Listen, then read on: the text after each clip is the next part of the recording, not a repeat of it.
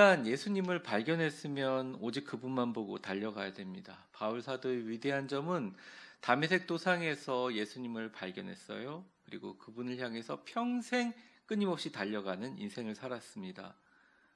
여러분도 오늘 말씀의 바울처럼 예수님 향해 온전히 달려가는 인생 다 되시기를 축원합니다. 목사님이 바울의 인생을 가지고 오늘도 바울처럼 멋지게 살라고 우리를 또 푸시하는 것보다 이렇게 생각하실 수도 있는데, 사실이기도 하지만 이런 마음을 좀 가졌으면 좋겠어요. 바울이 정말 예수님만 바라보며 살아가기가 참 쉬운 삶을 살았겠는가? 아닙니다. 어쩌면 우리보다 더 힘든 삶을 살았을 수 있습니다. 그러므로 오늘 말씀을 들을 때 우리가 어떻게 바울처럼 오직 주님만 바라보고 달려가는 인생을 살아갈 수 있을까라는 질문을 가지고 말씀을 받으셨으면 좋겠습니다. 바울은 세계 최초의 선교사이며 그가 이룬 선교적인 성취, 얻은 것 어마어마한 수준입니다. 정말 위대한 사람입니다. 근데 그가 얘기합니다. 내가 이미 얻은 것도 아니고 온전히 이루었다 함도 아니고 아무것도 없다. 나는 그냥 예수님께 잡힌 바 된 그것을 잡으려고 달려가는 사람이다.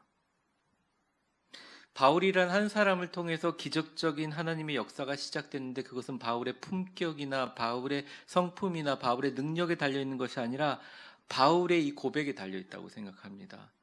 그는 자신이 이룬 자신의 선교적인 열매와 성취에 자신의 시선을 고정하지 않았고, 그의 시선은 언제나 그 옛날 죄인의 괴수였던 나를 불러주시는 다메섹 사건을, 그때 만난 예수님을 고정하며 시선을 고정하며 살았다는 것이죠. 그 집중력이 바울을 끝까지 거룩하고 깨끗한 하나님의 성령의 도구로 쓰임받게 만들었습니다.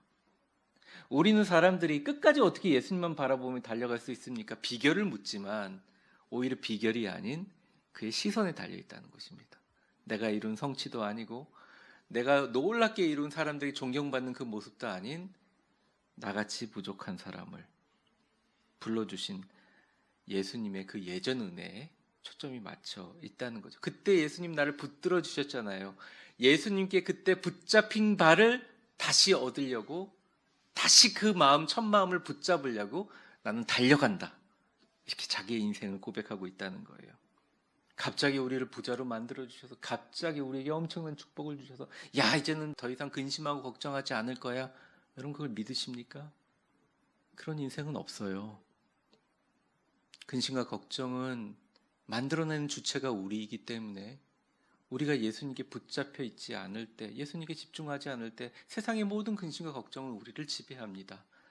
하지만 예수님께서 우리를 그때 불러주셨던 첫 마음과 첫 감격, 교회를 시작할 때 첫 마음과 첫 감격, 다시 붙들고 세상과 타협하지 않고 오직 예수 그리스도만 바라보고 있을 때 우리는 새로워질 수 있고 강해질 수 있고, 그것이 우리를 굳건하게 버티게 해준다는 것입니다.